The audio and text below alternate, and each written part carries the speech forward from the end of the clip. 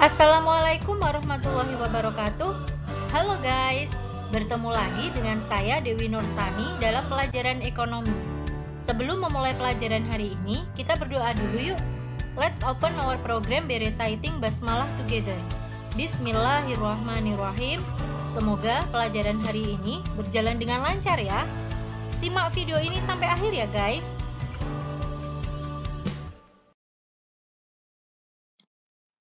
Pada pertemuan kali ini, kita akan membahas tentang ketenagakerjaan.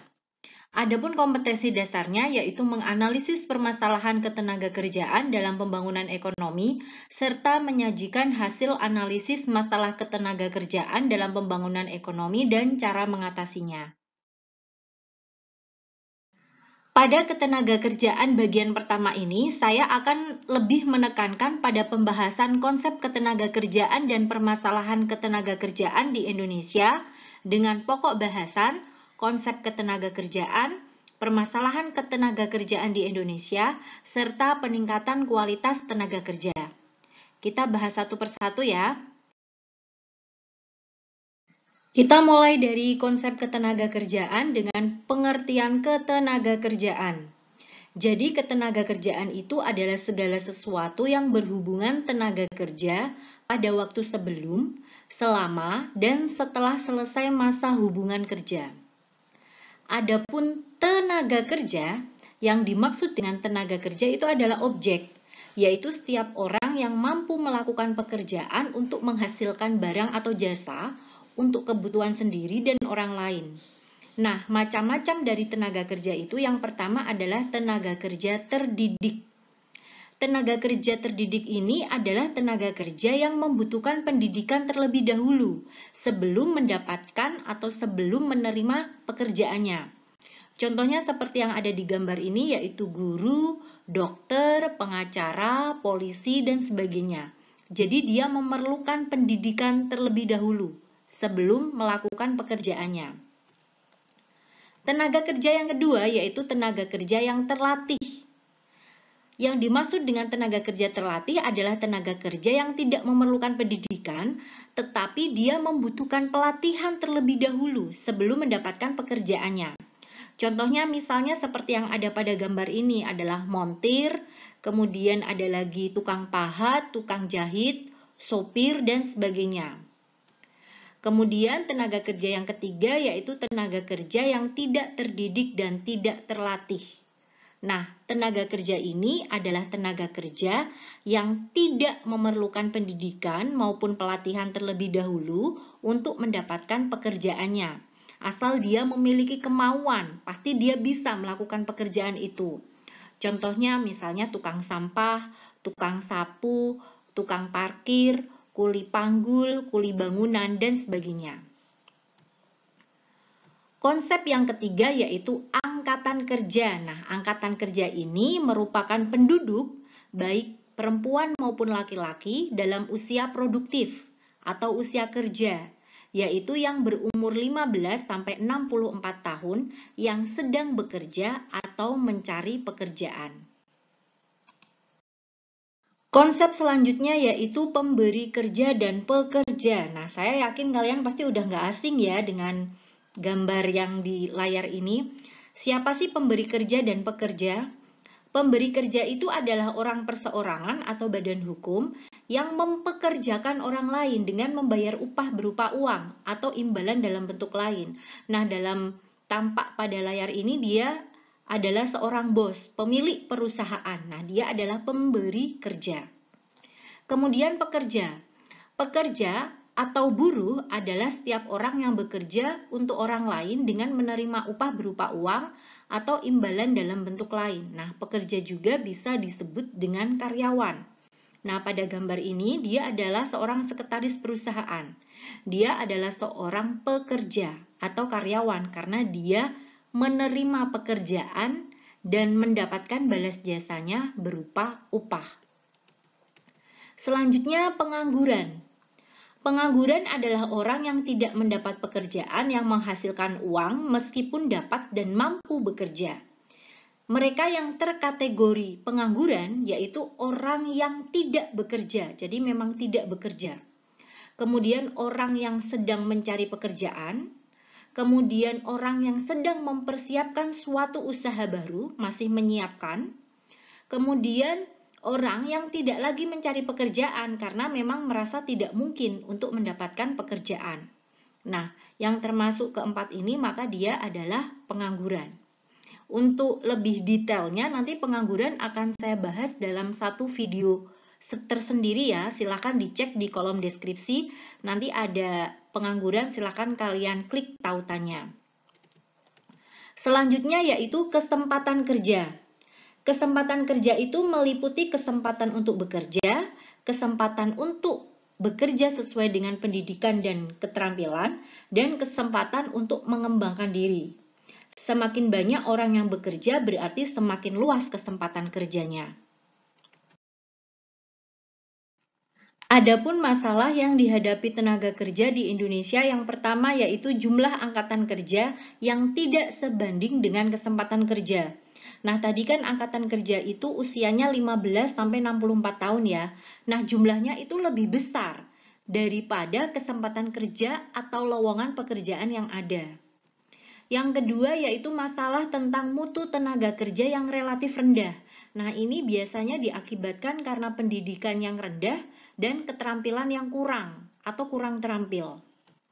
Masalah yang ketiga yaitu persebaran tenaga kerja yang tidak merata. Yang keempat yaitu pengangguran. Dan yang kelima yaitu kurang sesuainya kemampuan tenaga kerja dengan pekerjaannya. Nah, sekarang pekerjaannya sudah ada, tetapi tenaga kerjanya tidak mampu melakukan pekerjaan itu.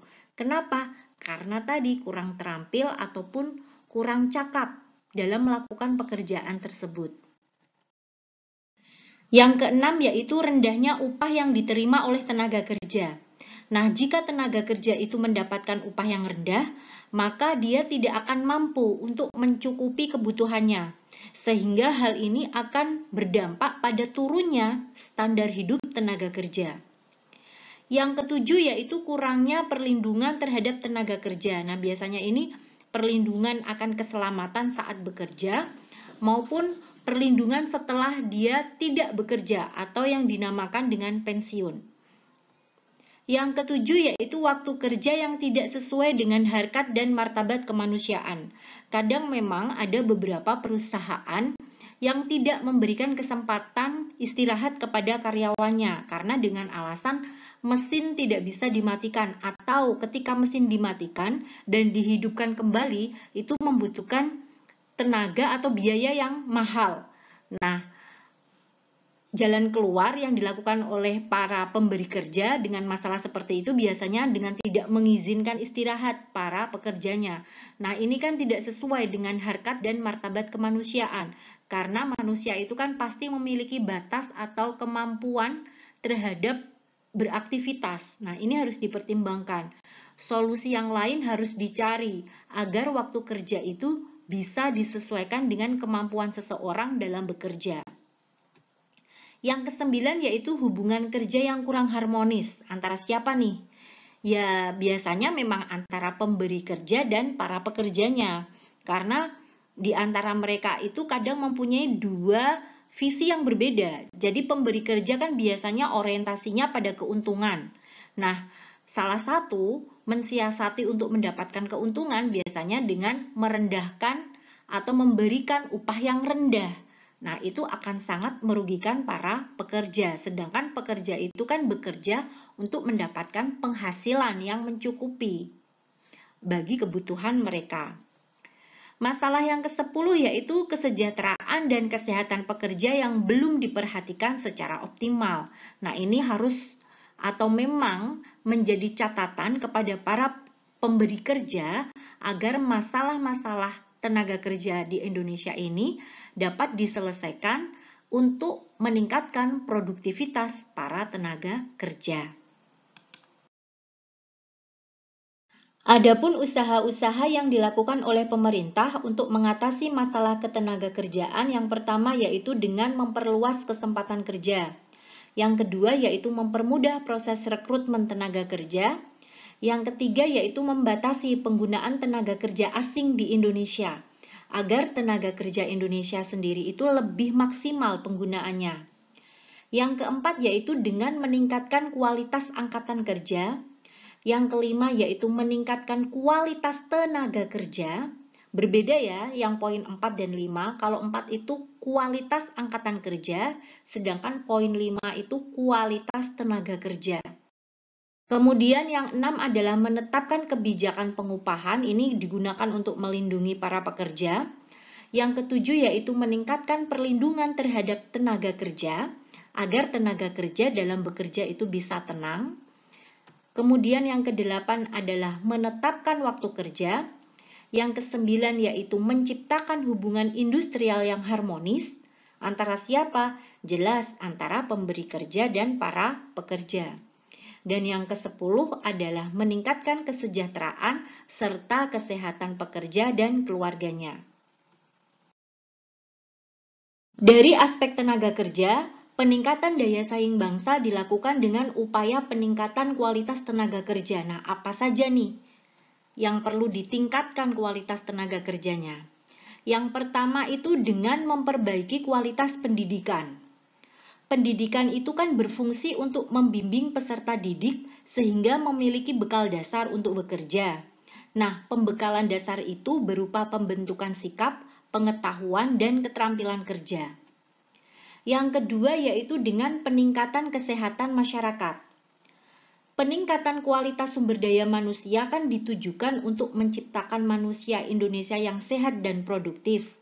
Nah, hal ini dilakukan dengan peningkatan layanan kesehatan, perbaikan sistem sanitasi, peningkatan gizi, serta pemberian jaminan sosial. Yang ketiga yaitu dilakukan pengembangan karyawan. Karyawan itu kan merupakan faktor produksi yang sangat penting dalam kegiatan produksi perusahaan. Oleh karena itu, kemampuannya harus terus ditingkatkan agar mencapai produktivitas yang tinggi.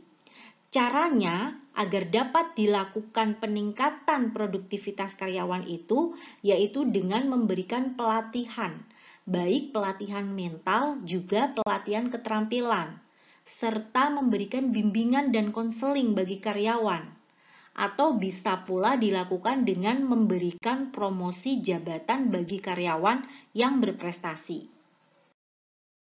Yang keempat yaitu peningkatan jaminan keselamatan dan kesehatan kerja. Nah, peningkatan jaminan keselamatan dan kesehatan kerja ini dilakukan dengan penyediaan alat perlengkapan keamanan kerja yang memadai, seperti memberikan helm pelindung, masker, serta asuransi kesehatan bagi karyawan. Oke guys, mungkin pada pertemuan ini saya menyampaikannya sampai ini dulu. Terima kasih sudah menyimak video ini sampai akhir. Let's close our program by reciting Hamdalah together. Alhamdulillahirrabbilalamin. Semoga pelajaran hari ini bermanfaat ya. Wassalamualaikum warahmatullahi wabarakatuh. Salam Equilibrium.